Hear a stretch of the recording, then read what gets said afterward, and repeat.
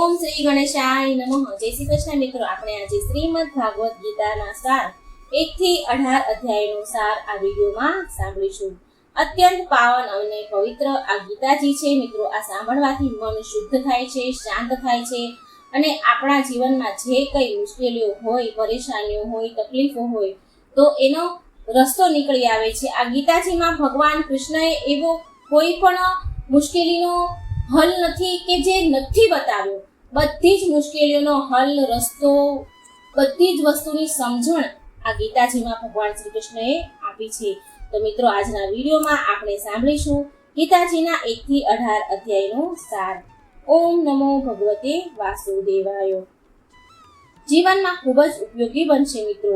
કહેવાયું છે કે ગીતાજીનું જે કોઈ સાંભળે છે, વાંચે છે, પઠન શ્રવણ કરે છે તો એના મુક્તિના દ્વાર ખુલી જાય છે અને જે વ્યક્તિ ગીતાજીનું દાન કરે છે એ વ્યક્તિને મોક્ષની પ્રાપ્તિ થાય છે। તેમના પૂર્વજો અધમ યોનિમાંથી છુટકારો મેળવે છે અને મોક્ષ પ્રાપ્ત કરે છે, એટલે કે ઉત્તમ લોકને કે સ્વર્ગ લોકની પ્રાપ્તિ કરે છે। તો સર્વપ્રથમ ગીતાજીને શરૂ કરતા પહેલા આપણે ગીતાજીની સ્તુતિ શરૂ કરીશું, સાંભળીશું। ગીતા સુગીતા કર્તવ્ય કિમનયે શાસ્ત્ર વિસ્તરેમ યા સ્વયં પદ્મનાભસ્ય મુખાદ્વાની ધીની શ્રુતા।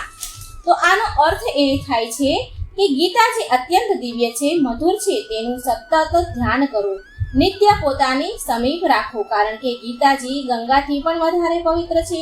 કેમ કે ગંગામાં સ્નાન કરવા વાળો પાપોથી મુક્ત થાય છે, પોતે મુક્ત થાય છે, પણ બીજાને મુક્ત નથી કરી શકતો, પરંતુ ગીતાથી પોતે પણ મુક્ત થાય છે અને બીજાને પણ મુક્ત કરી શકે છે।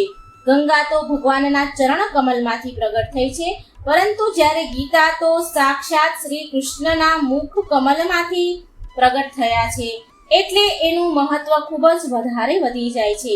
યાદ રાખજો કે મધુર જે ઘરમાં, જે ભૂમિ પર તેનું શ્રવણ થાય છે, ગીતાનો પાઠ થાય છે, તે ઘર, તે ભૂમિ પવિત્ર તીર્થ સમાન બની જાય છે। ભૂત, પ્રેત, પિશાચ વગેરે કોઈ પણ અવગતે થયેલો જીવ, અસુરી જીવ એ ઘરમાં ક્યારેય પ્રવેશ નથી પામી શકતો। ચાલો આપણે સાંભળીએ શ્રીમદ ભાગવત ગીતાના અધ્યાયના સાર। ધર્મભૂમિ કુરુક્ષેત્રમાં રણ મેદાનમાં કૌરવ અને પાંડવોની સેનાઓ યુદ્ધ માટે સામ સામે આવીને ઊભી છે। દરેક મહારથી પોતપોતાના શંખ, મૃદંગ, શરણાઈ, ગૌમુખ વગેરે યુદ્ધમાં વાજિંત્રો વગાડી પૃથ્વી અને આકાશને ધ્રુજાવી રહ્યા છે। સાથે સાથે કૌરવોના હૃદય પણ કાપવા લાગ્યા છે। આ સમયે અર્જુનના સારથી બનેલા શ્રી કૃષ્ણ અર્જુનના કહેવાથી તેના બંને સેનાઓના રથ વચ્ચે ઊભા રાખે છે। અર્જુન ચારેય બાજુ નજર ફેરવે છે તો તેની નજર સામે પિતામહ, ગુરુ, બંધુ, પુત્રો, પૌત્રો, મામા, સસરા, સાળા અને બીજા ઘણા સજ્જનો તેની નજરે પડે છે। અર્જુનને મનમાં થાય છે કે મારા બધા સજ્જનોને માર્યા પછી પણ મને આખીએ પૃથ્વીનું જો રાજ્ય મળે તો એ શું કામનું? એ રાજ્ય પ્રાપ્તિનો આનંદ કેવો રહેશે? તેના કરતાં તો સજ્જનોના શાસ્ત્રથી વિંધાઈને મરવું સારું। આમ મોહવશ બનેલો, માનસિક પરિતાપ અને વિષાદમાં ડૂબેલો અર્જુન કાયર બની રણભૂમિમાં ગાંડીવ ધનુષ્ય તજીને રથની પાછલી બેઠકમાં બેસી જાય છે। આવી રીતે વિચાર કરતા જોઈને, રથની પાછળ અર્જુનને બેઠેલા જોઈને ભગવાન શ્રી કૃષ્ણ બોધ આપી ધર્મનું જ્ઞાન આપે છે, ધર્મ સમજાવે છે। ભગવાન કહે છે કે તને આ સમયે મોહ ક્યાંથી ઉત્પન્ન થયો? તું કાયર ન બન, શોક ન કર। કાયરો અને પંડિતો જીવતા કે મરેલાનો શોક નથી કરતા। જે વ્યક્તિ સુખ અને દુઃખમાં સમાન ભાવે રહે છે તે જ શાંતિને પ્રાપ્તિ કરી શકે છે અને એ જ મોક્ષનો અધિકારી બને છે। જેનાથી જગત વ્યાપેલું છે તેને અવિનાશી સત જાણ। શરીર તો નાશવંત છે, જ્યારે આત્મા કોઈને મારતો નથી અને કોઈનાથી મરતો પણ નથી। જેમ મનુષ્ય જૂના વસ્ત્ર ત્યજીને નવા વસ્ત્ર ધારણ કરે છે, તેમ આત્મા જૂના શરીરને છોડીને નવા શરીરને ધારણ કરે છે। આત્માને શાસ્ત્રો છેદી શકતા નથી, અગ્નિ બાળી શકતો નથી, પાણી ભીંજવી શકતું નથી અને પવન સૂકવી શકતો નથી। એ તો સર્વ વ્યાપક, નિત્ય, સ્થિર, નિશ્ચિત અને શાશ્વત છે। જેમ જન્મેલાનું મૃત્યુ નિશ્ચિત છે તેમ મરેલાનો જન્મ પણ નિશ્ચિત છે. આમાં ફેરફાર થઈ શકતો નથી. એટલે ક્ષત્રિયને માટે તો ધર્મયુક્ત યુદ્ધ વધારે કલ્યાણકારી છે. અર્જુન, આ જ તારા માટે સૌથી શ્રેષ્ઠ છે. ભગવાનના આવા વચન સાંભળીને અર્જુન ભગવાન શ્રી કૃષ્ણને પૂછે છે કે આમ તો જ્ઞાનને કર્મ કરતા પણ વધારે સારું માનો છો, તો કર્મ મને આપ તો જ્ઞાનને કર્મ કરતા પણ વધારે સારું માનો છો, તો તમે મને આ ઘોર કર્મમાં કેમ જોડો છો? ત્યારે ભગવાન શ્રી કૃષ્ણ કહે છે કે કર્મ તો દરેકને કરવું જ પડે છે. કર્મ વગર કોઈ પણ વ્યક્તિ જીવતું નથી રહી શકતું. મારે પણ અહીં કર્મ કરવું પડે છે. કોઈ પણ મનુષ્ય એક ક્ષણ માત્ર કર્મ કર્યા સિવાય રહી નથી શકતો. અન્નથી પ્રાણીઓ ઉત્પન્ન થાય છે, વરસાદથી અન્ન ઉત્પન્ન થાય છે, યજ્ઞ કર્મથી ઉત્પન્ન થાય છે. આમ યજ્ઞ કરવા માટે તો કર્મ કરવું જ પડે. આ શક્તિ વિહીન થઈને તો કર્તવ્ય કર્મ નિરંતર કર્મ સારી રીતે કર, કામનો ત્યાગ કર. શ્રી કૃષ્ણ પૂર્ણ બુદ્ધિથી કર્મ કરીશ તો મોક્ષને પ્રાપ્ત થઈશ. ભગવાન ખૂબ સારી રીતે સમજાવે છે. શાસ્ત્રો જે કર્મ કરવા સૂચવ્યું છે એ ન કરવાથી બુદ્ધિ ભ્રષ્ટ થાય છે. રાજ દ્વેષમાં ન પડતા સ્વધર્મના પાલન માટે કર્મ કરવું જ જોઈએ. હે પાર્થ, મારે ત્રણેય લોકમાં કંઈ જ કરવું પડતું નથી, છતાંય હું કર્મને વર્તું છું. તારી નજર સમક્ષ હું પણ કર્મ કરી રહ્યો છું. કામથી પહેલા થતા બધા જ અગત વિશે શ્રી કૃષ્ણ કહે છે. હે અર્જુન, આવી અને વિવેક બુદ્ધિને ઇન્દ્રિયો મન ઉપર સંયમ રાખવા જણાવે છે. હે મહાબળી અર્જુન, આત્માને બુદ્ધિથી ઉપર જાણીને બુદ્ધિ વડે મનને વશ કરી કામરૂપી દુર્જય શત્રુનો તું નાશ કરી દે. ધર્મ માટે તારે આ યુદ્ધ કરવું જ પડશે. આવી રીતે સમજાવતા ભગવાન કૃષ્ણ અર્જુનને કહે છે કે આ અવિનાશી યોગ મેં સૂર્યને કહ્યો હતો અને સૂર્યએ મનુને કહ્યો, મનુએ ઈક્ષ્વાકુને કહ્યો. એ યોગ લાંબા કાળે મારો ભક્ત અને મારો છે. તું એટલે મેં આ યોગ તને કહ્યો છે. અર્જુને આ બાબતમાં શંકા વ્યક્ત કરી. આથી ભગવાને કહ્યું કે મારા અને તારા અનેક જન્મો થઈ ગયા છે, એને તું જાણતો નથી, પણ હું જાણું છું. ઈશ્વર અજન્મા છે, પરંતુ પોતાની માયા વડે અવતાર ધારણ કરે છે. ભારતવજ અર્જુન સત્પુરુષના રક્ષણ માટે, દુષ્ટોના વિનાશ માટે અને ધર્મની સ્થાપના માટે હું યુગે યુગે પ્રગટું છું. મને કર્મ લેપતો નથી, કેમ કે મને કર્મ ફળમાં સ્પ્રાહા નથી. મને જે એવો જાણે છે તે કર્મના બંધનથી બાંધતો નથી. જ્ઞાનરૂપી અગ્નિ સર્વ કર્મને બાળી નાખે છે. જ્ઞાન મેળવી મનુષ્ય કાળે કરી આપોઆપ જ પોતાનામાં પ્રાપ્ત કરી લે છે. શ્રદ્ધા, ભાવ, તત્પર અને જીતેન્દ્રિય પુરુષ જ્ઞાન મેળવે છે અને જ્ઞાન પામીને તરતે શાંતિ પ્રાપ્ત કરે છે. આ પ્રમાણે અર્જુનને સમજાવીને છેવટે કહ્યું કે અજ્ઞાનથી ઉત્પન્ન થયેલ સંશયને જ્ઞાનરૂપી તલવાર વડે છેદીને તું બ્રહ્માંડપણ રૂપી યોગને આચરણ કર અને યુદ્ધ માટે ઊભો થા. પરંતુ અર્જુનના મનમાં તો હજુ અસંખ્ય સવાલ ઉત્પન્ન થઈ રહ્યા છે. દરેક સવાલના જવાબ શ્રી કૃષ્ણ પાસેથી મેળવતા હતા અને આજે તો કૃષ્ણ પણ તેના દરેક સવાલનો જવાબ આપવા માટે સ્વયં ઉપસ્થિત હતા. ફરી અર્જુને ભગવાન શ્રી કૃષ્ણને સવાલ કરતા પૂછ્યું કે કર્મ સંન્યાસી અને કર્મયોગ એ બંનેમાંથી મારા માટે જે કલ્યાણકારક હોય તે મને નિશ્ચિત કરીને કહો. કૃષ્ણ ભગવાન અર્જુનને ઘણું બધું સમજાવે છે, પરંતુ અર્જુને એ બધી વસ્તુ અર્જુનને સમજવામાં આવતી નથી, કારણ કે અર્જુન અત્યારે મોહમાં અંતાયેલો પડ્યો છે. મોહ સંશયથી ઘેરાયેલો છે. એટલે ભગવાન કૃષ્ણ તેને વિસ્તારપૂર્વક હવે સમજાવતા કહે છે કે હે ધનુર્ધર અર્જુન, બંને કલ્યાણ કરનારા, પણ તે બંનેમાં જ્ઞાન યોગ કરતા કર્મ યોગ સરળ અને વધારે સારો છે. જેને મન અને ઇન્દ્રિયોને વશ કર્યા છે તે કર્મ કરવા છતાંય લેવાતો નથી. કર્મયોગ ફળની ઈચ્છા રાખતો નથી.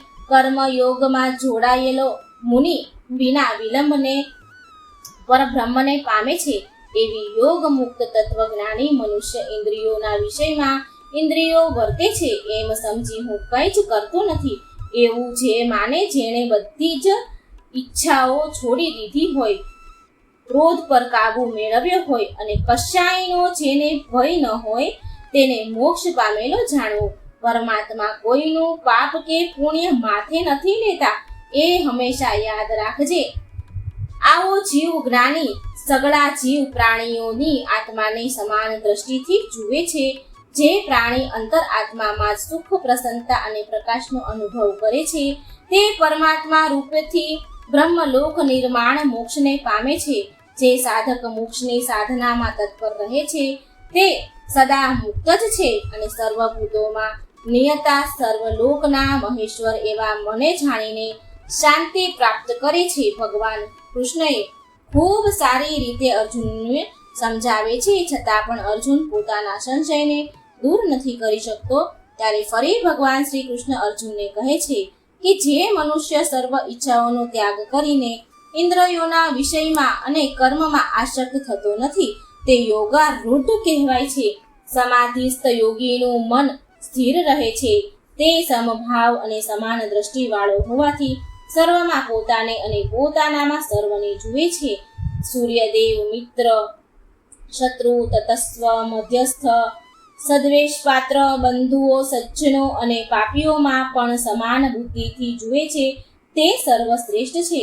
આવું તું કરી જ નહીં શકે ને અર્જુન. કાળજીથી યત્ન, નિષ્પાપ જ્ઞાન અને વિજ્ઞાન વડે તૃપ્ત આત્માવાળો યોગ સિદ્ધિ યોગી પરમ ગતિને પ્રાપ્ત કરે છે. યોગી મારામાં ચિત્ત લગાડી મારા પરાયણ થઈને રહે છે. તે પરમ નિષ્ઠાવાળી શાંતિ પામે છે.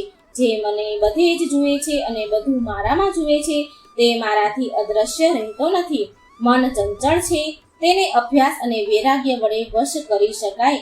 જેને મન વશ કર્યું નથી, તેને યોગ દુર્લભ છે. તું પણ યોગ નહીં કરી શકે, કારણ કે તું પણ મનને વશ નથી કરી શક્યો. પણ વશ કરેલા મનવાળો અને યત્ન કરતો મનુષ્ય પ્રયત્નથી તે પ્રાપ્ત કરી શકે છે. જો તું પણ મનને પ્રાપ્ત કરવા માંગતો હોય, વશ કરવા માંગતો હોય, તો એના માટે ત્યારે પ્રયત્ન કરવા પડશે. શુભ કર્મ કરનાર કોઈ દુર્ગતિને પામતો નથી. આ પ્રમાણે સમજાવી ભગવાન શ્રી કૃષ્ણ અર્જુનને કહે છે કે તું યોગી થા. સર્વ યોગીમાં પણ જે મારામાં અંતઃકરણને જોડી મને ભજે છે, તે શ્રેષ્ઠ યોગી છે. એમ કહી આત્મા સંયમ યોગનો મહિમા વર્ણવે છે. આત્મા સંયમ યોગ સમજાવ્યા પછી પણ અર્જુનને ભગવાન શ્રી કૃષ્ણની વાતમાં સત્યતા લાગતી નથી. ઘણા બધા સવાલ કરે છે. ત્યારે શ્રી કૃષ્ણ પોતાના સત્ય સ્વરૂપ વિષય અર્જુનને જ્ઞાન વિજ્ઞાનની વાત કરે છે. ભગવાન કહે છે કે અજ્ઞાની યોગી જાણ્યા પછી આ લોકમાં બીજું કંઈ પણ નથી. વિશેષ જાણવા જેવું કંઈ રહ્યું નથી. હજારો મનુષ્યમાંથી કોઈકને જ આ સિદ્ધિ પ્રયત્ન કરવાથી પ્રાપ્ત થાય છે. તેમાંથી પણ કોઈક જ મને સત્ય રૂપ સ્વરૂપે જાણે છે.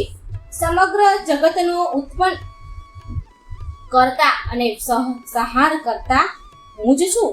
મારા સિવાય આ દુનિયામાં કોઈ જ નથી. મારી ગુરુમય દેવી માયા પાર કરવી એ ખૂબ જ મુશ્કેલ છે. જે મનુષ્ય મારે શરણે આવે છે, તે માયાને ઓળંગી શકે છે. 4 પ્રકારના પુણ્યશાળી મનુષ્ય મને ભજે છે. આર્તવ, જિજ્ઞાસી, ધનની ઈચ્છાવાળો અને જ્ઞાની તેમાં એક નિશ્ચય ભક્તિવાળો ઉત્તમ જ્ઞાની છે. જે ભક્ત મારા જે રૂપને શ્રદ્ધાપૂર્વક પૂજે છે, તે સ્વરૂપ વિશે તેની શ્રદ્ધાને હું દ્રઢ કરું છું. યોગ માયાથી ઢંકાયેલો સર્વને પ્રત્યક્ષ નથી. તે અર્જુન ભૂતકાળના, વર્તમાનના અને ભવિષ્યકાળના સર્વ ભૂતોને હું સ્વયં જાણું છું, પરંતુ મને કોઈ જાણી શકતું નથી. રાજદેશથી સર્વ પ્રાણી સૃષ્ટિમાં મોહ પામે છે. જેઓ મારો આરાધ્ય કરી મારી ભક્તિ કરે છે, પૂજા અર્ચના કરી મારી ભક્તિ કરે છે, કરી ઘડપણ અથવા તો મરણથી છૂટવા પ્રયત્નો કરે છે, તેઓ તે બ્રહ્મને અધ્યાત્મને ત્યાં સમગ્ર ક્રમને સંપૂર્ણ રીતે જાણે છે. મારામાં જોડાયેલો મનવાળા અંતકાળે પણ મને જાણે છે અને મારામાં જ લીન રહે છે. મારી ભક્તિમાં ગળા ડૂબ થઈ રહે છે. હે અર્જુન, તું ખોટા સંશય ન કર, ખોટા વિચાર ન કર. તારું કર્મ છે યુદ્ધ કરવું તો યુદ્ધ કર. તને દરેક પ્રકારે હું સમજાવી ચૂક્યો છું. તારે હવે તારી પાસે હવે યુદ્ધ કરવા સિવાય કોઈ રસ્તો નથી. ત્યારે અર્જુન ફરીથી પ્રશ્ન પૂછે છે કે હે પ્રભુ પુરુષોત્તમ, બ્રહ્મ, અધ્યાત્મ, કર્મ, અદ્ભુત અને અડિદેવ કોને કહે છે, કોને કહેવાય છે? વશચિત વાળાઓ મરણ કાળે આપને કેવી રીતે જાણે છે?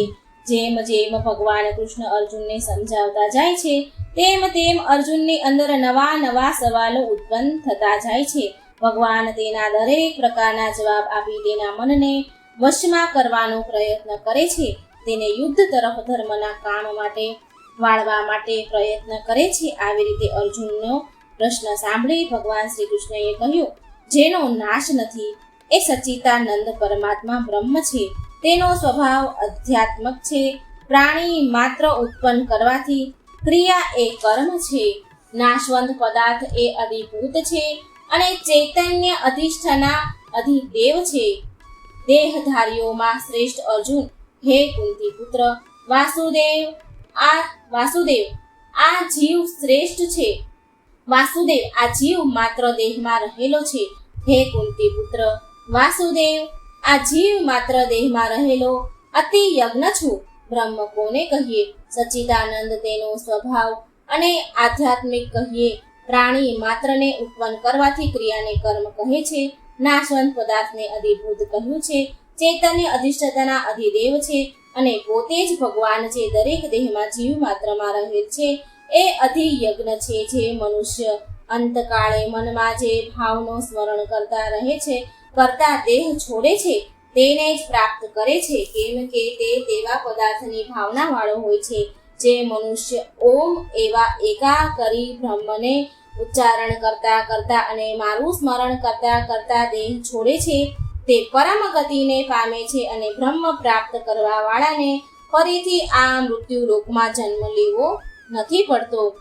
જગતની શુક્લાને કૃષ્ણ ગતિઓ નિત્ય બનાવેલી છે. આ બંને માર્ગોને જાણતો હોય એ યોગી ક્યારેય મોહને પ્રાપ્ત નથી કરતો. અને અર્જુન, તું અત્યારે મોહવશ થઈને ગાંડી છોડીને તું આવી રીતે નિરાશ થઈને ઊભેલો છે. તારે તો યુદ્ધ કરવાનું છે. યોગી પુરુષો આ રહસ્યને જાણે છે. એ જાણ્યા પછી વેદોમાં, યજ્ઞોમાં, તપોમાં અને દાનોમાં જે પુણ્ય કહેલું છે તે સર્વ ઓળંગી જાય છે અને સનાતન શ્રેષ્ઠ સ્થાનને પ્રાપ્ત કરે છે. એ સનાતન શ્રેષ્ઠ સ્થાન એટલું સ્વયંકારી છે, સક્ષમ અત્યારે ઊભો છે. ભગવાન શ્રી હરિ પૂર્ણ પુરુષોત્તમ આગળ સમજાવતા અર્જુનને કહે છે, ધર્મમાં શ્રદ્ધા વિનાના મનુષ્ય મને ન પામતા મૃત્યુરૂપ સંસારના માર્ગમાં ભટક્યા કરે છે. સર્વ પ્રાણીઓ મારામાં રહેલા છે. ભૂતોને ઉત્પન્ન કરતો, ભૂતોને ધારણ મારો આત્મા ભૂતોમાં રહેલો નથી.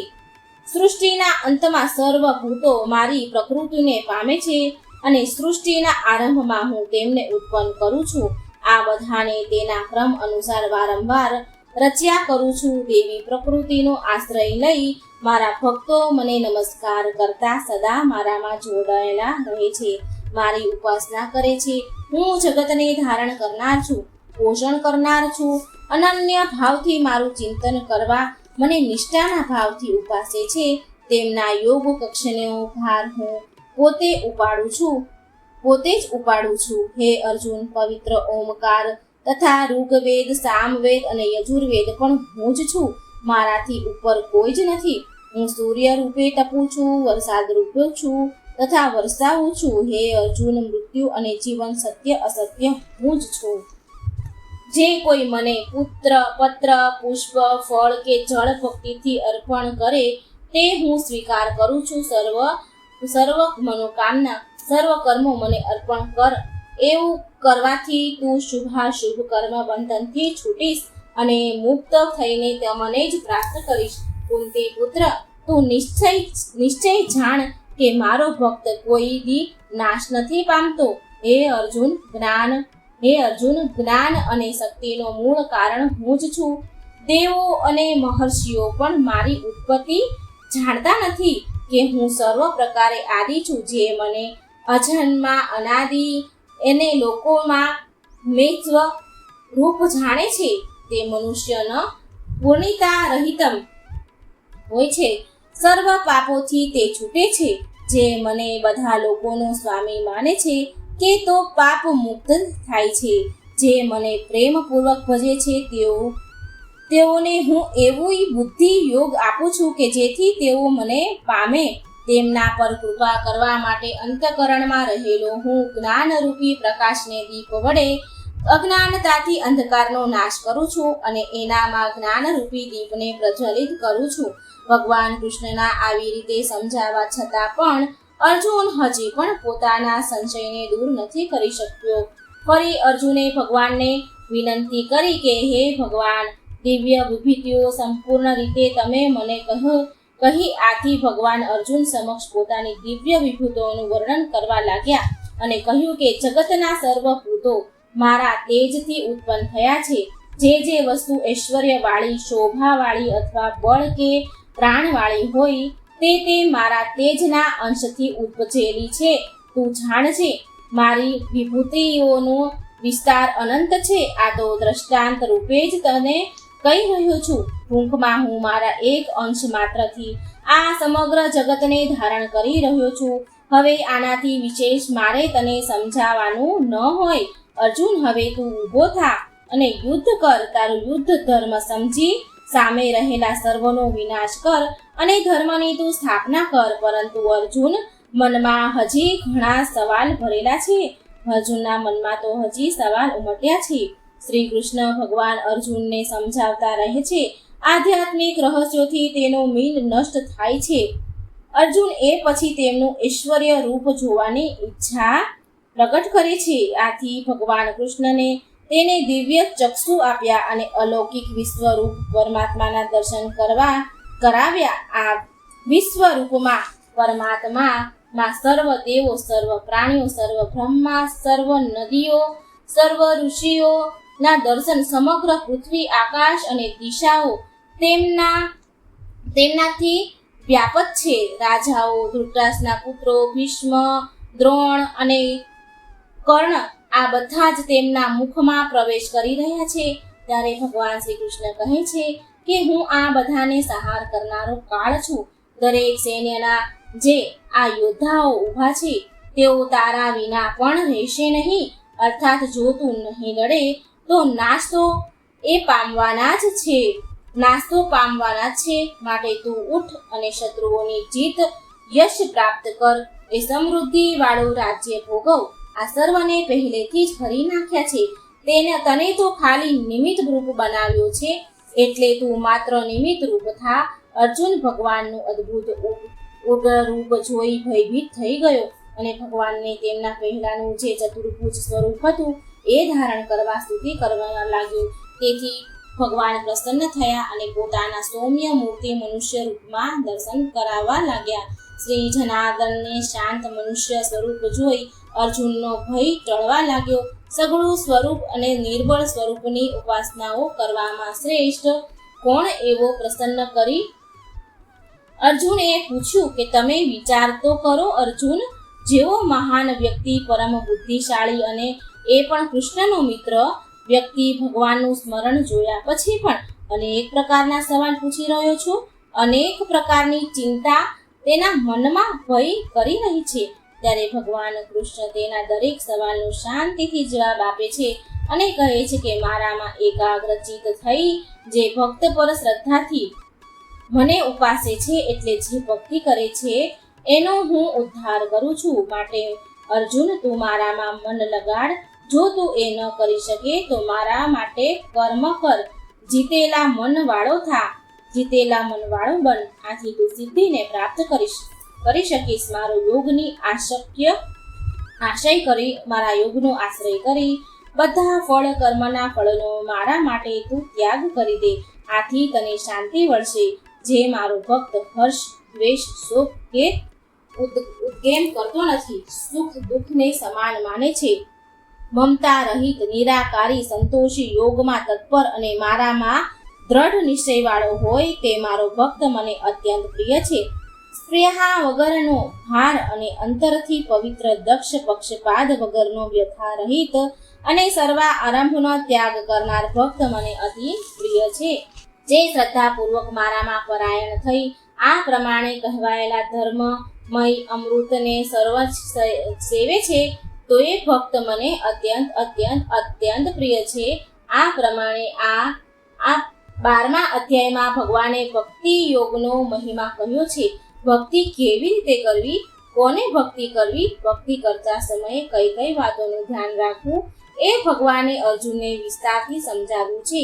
ભગવાને તમામ પ્રકારથી સમજાવ્યા પછી પણ અર્જુનના મનમાં સંશય દૂર નથી થયો. દરેક પ્રકાર તેના અંદર દરેક પ્રકારની જિજ્ઞાસા થઈ છે. ભગવાનમાં સમક્ષ પ્રશ્ન કરવા માટે અર્જુને પ્રકૃતિએ પરક્ષેત્ર અને ક્ષેત્ર જ્ઞાન અને એ વિશે ઈચ્છા વ્યક્ત કરે છે. ભગવાન તેના આ સવાલોની પણ શાંતિથી ઉત્તર આપે છે. આ શરીર એક ક્ષેત્ર કહેવાય છે અને આ શરીરને જાણે છે તેને ક્ષેત્રજ્ઞ કહેવાય છે. ક્ષેત્રજ્ઞનું તત્વ ઋષિઓ દ્વારા વેદ સૂત્રોમાં પદો દ્વારા પણ દર્શાવેલું છે. સર્વ ક્ષેત્રમાં ક્ષેત્રજ્ઞનું તું મને જાણ. આ જ્ઞાન તે જ સાચું જ્ઞાન છે. આ જ્ઞાનથી ઉલટું છે એ અજ્ઞાન છે. પ્રકૃતિ એટલે કે ત્રિગુણમય માયા એ જીવતામય આ ક્ષેત્રજ્ઞ જે સર્વ ઇન્દ્રિયો તથા વિષય રૂપો ભાસે છે છતાં પણ સર્વ ઇન્દ્રિયોથી રહિત છે. તે આસક્તિ રહિત, સર્વને ધારણ પોષણ કરનાર, ગુણો રહિત છે છતાં પણ ભોગતા, જે જીવાત્મા શરીરના રહેવા છતાંય અલગ અલગ છે, પાસે રહેલ છે છતાંય કેવળ દ્રષ્ટા છે. કર્મ કરવા દેનાર, પાલન કરનાર, જે ભોગવનાર છે તે પરમેશ્વર જ પરમાત્મા કહેવાય છે. પ્રકૃતિ અને પુરુષ આ બંનેને તું અનાદિ જાણજે. મનુષ્ય બધા જ પ્રકારના કાર્ય પ્રકૃતિ વડે કરતા જુએ અને આત્માને અકર્તા તરીકે જુએ છે તે સાચું જુએ છે. જેમ સૂર્ય સર્વલોકને પ્રકાશિત કરે છે તેમ આત્મા સમગ્ર શરીરને પ્રકાશિત કરે છે.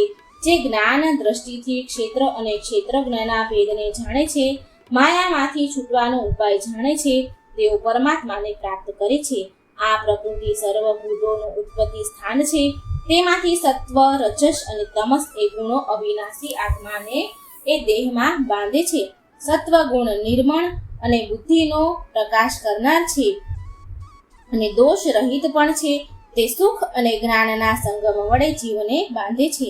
રજો ગુણ તૃષ્ણા અને આસક્તિથી ઉત્પન્ન થાય છે અને જીવને કર્મની સાથે બાંધે છે.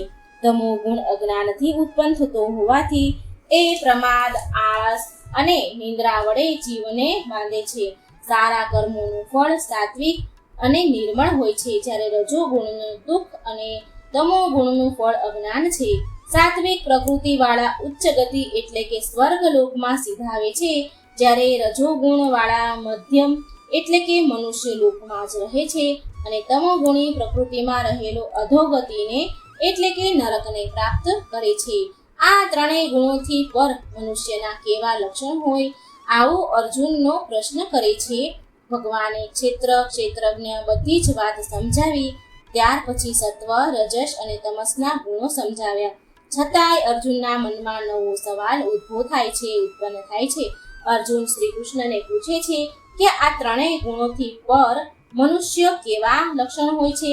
ત્યારે ભગવાન હસતા હસતા અર્જુનને જવાબ આપે છે કે જે જ્ઞાન, પ્રવૃત્તિ અને મોહ પ્રાપ્ત થતા તેનાથી દુઃખ નથી માનતો અને તે નિવૃત્ત થતા તેમની ઈચ્છા ન કરવા તપસ્થ થઈને સ્થિર રહે છે, સુખ દુઃખને સમાન સમજે છે, માટી, પથ્થર, સોનું જેને સમાન છે પ્રિય અપ્રિય, માન સન્માન, નિંદા સ્તુતિ, શત્રુ મિત્ર માં સમભાવ વર્તે છે અને કરતાપણાના અભિમાનથી રહિત છે. તે મનુષ્ય ત્રણેય ગુણોથી પર થયેલો ગુણાતીત કહેવાય છે. અર્જુન, આ સંસાર વૃક્ષ રૂપે, વૃક્ષ એટલે કે પીપળાનું વૃક્ષ, જેનું પરમાત્મા રૂપ, જેનું મૂળ રૂપ છે, અને બ્રહ્મરૂપ સ્થાવર જંગમ સૃષ્ટિ રૂપે શાખાઓ નીચે વિસ્તરેલી છે. આ સંસારનો સર્વાંશ અંત જાણતો નથી, તેમજ સંપૂર્ણ રીતે તેની ઉત્પત્તિ અને સ્થિતિ જોઈ શકતા નથી. અનંત મૂળવાળા એવા આ સંસાર વૃક્ષને અનાસક્તિ રૂપે મજબૂત અસ્ત્રોથી કાપી નાખ, અને તું પરમ પદ શોધવું જોઈએ તારે, કે જ્યાં ગયેલો જીવ જન્મ મરણ રૂપ આ સંસારમાં પાછા ક્યારેય ફરતા નથી. જેણે માન, મોહ અને સંતોષ ત્યજી દીધો છે, એ કામનાઓને છોડી નિત્ય આત્મા સ્વરૂપ ચિંતનમાં રહેશે. જે સુખ દુઃખથી પર થયેલો છે, તેઓ મારા પરમ ધામને પ્રાપ્ત કરશે. સૂર્યમાં, ચંદ્રમાં, અગ્નિમાં જે તેજ છે એ મારું છે. હું સર્વ પ્રાણીઓને મારા તેજ વડે ધારણ કરું છું. હું સર્વના હૃદયમાં અંતર્યામી રૂપે રહેલો છું. સર્વ વેદો વડે જાણવા યોગ્ય હું જ છું, તથા વેદાંત શાસ્ત્રોનો કર્તા અને ઉચ્ચિષ્ટ અને દુર્ગંધવાળા અપવિત્ર આહાર કરતા અને વેદોનો જાણનારો પણ હું જ છું. ક્ષરથી પર અને અક્ષરથી ઉપર છું. એથી લોકમાં તથા વેદમાં પુરુષોત્તમ નામથી હું પ્રસિદ્ધ છું. જે મનુષ્ય મોહ વિનાનો થઈ મને પુરુષોત્તમ સ્વરૂપે જાણે છે, તે સર્વજ્ઞ હોય છે, ભક્તિભાવથી ભજે છે અને તેનું જીવન સફળ બનાવે છે. હવે ભગવાન અર્જુનને દેવી સંપત્તિ અને આસુરી સંપત્તિનો ભેદ જણાવે છે. દેવી સંપત્તિ તરફ વળેલા અને આસુરી સંપત્તિ તરફ વળેલા કેવી રીતે વર્તે છે તે બતાવી તેમને ગતિ કેવી થાય છે તે સંપૂર્ણ રીતે સમજાવે છે.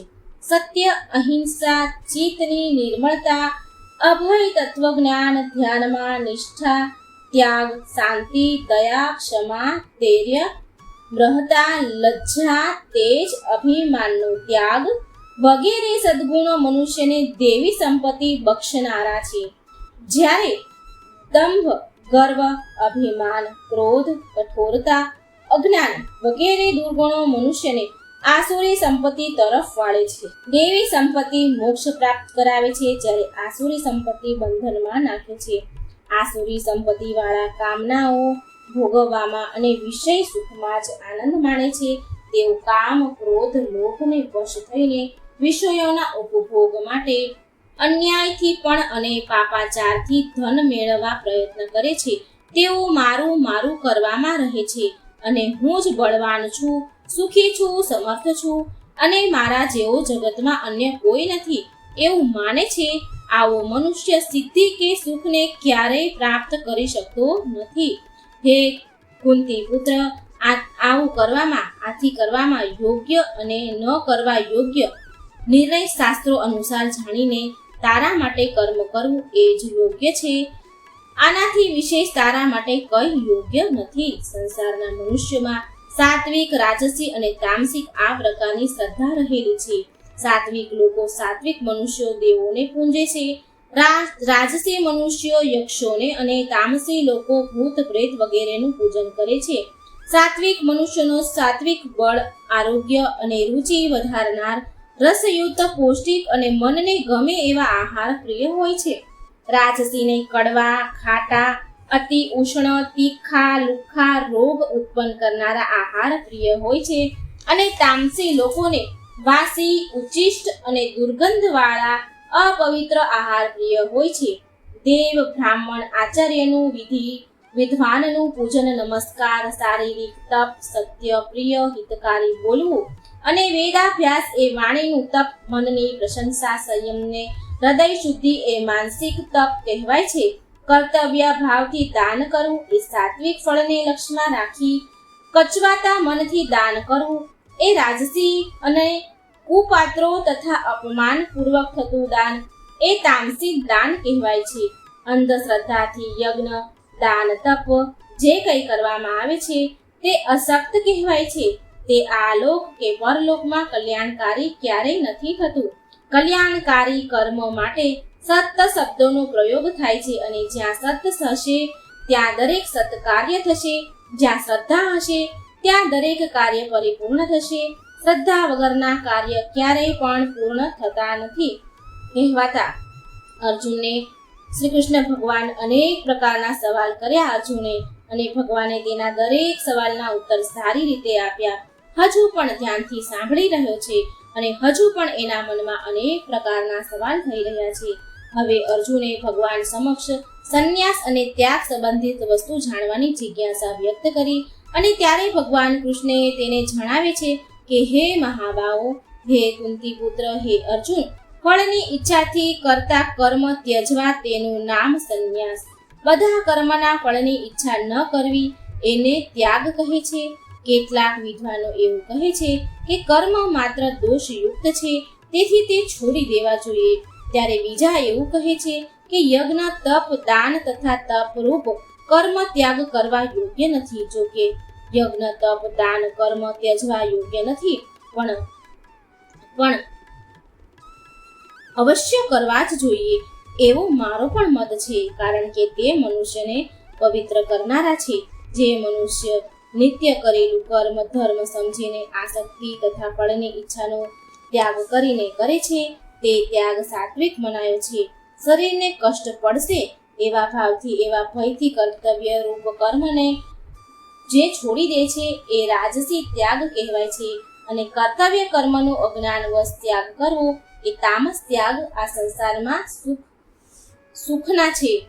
3 પ્રકારે, જેમાં સાત્વિક સુખ આરંભમાં ઝેર જેવું લાગે પણ પરિણામ તેનું અમૃત જેવું પ્રાપ્ત થાય છે. વિષયો અને ઇન્દ્રિયોથી મળતું સુખ આરંભમાં અમૃત લાગે પણ પરિણામ અંતે વિષ ઝેર રૂપ લાગે, તે રાજસ સુખ. અને આળસ અને નિંદ્રાથી ઉપજેલ સુખ પણ પરિણામ ભવાવનારું સુખ એ તામસ પ્રકારનું સુખ કહેવાય છે. બ્રાહ્મણ, વૈશ્ય, ક્ષત્રિય અને શૂદ્ર એમ 4 વર્ણ મનુષ્યના સ્વભાવથી ઉત્પન્ન થયેલ છે. ગુણો અનુસાર વિભાજિત કરેલા તું મન વડે સર્વ કર્મો મારામાં અર્પણ કરીને મારા પરાયણ થઈ સમભાવરૂપ બુદ્ધિનો આશ્રય કરી મારામાં ચિત્ત વાળો થા.